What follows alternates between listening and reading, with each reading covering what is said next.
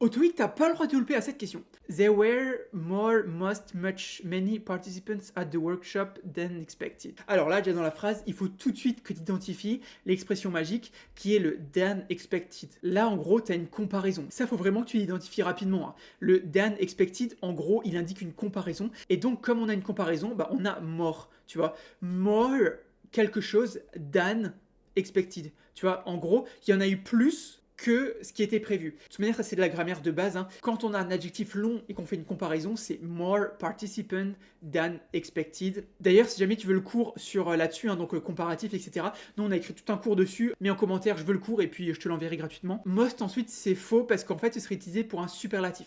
Un superlatif, c'est par exemple elle est la meilleure de tous, tu vois. Elle est la meilleure de tous, en gros, ça veut dire qu'elle est la meilleure. En fait, on fait une comparaison, mais face à un groupe de personnes.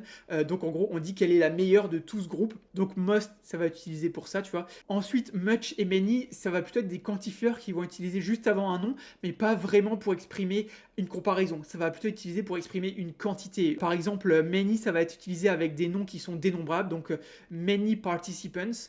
Et much, ça va plutôt être utilisé avec des noms indénombrables, donc on ne peut pas compter. Donc, par exemple, much information.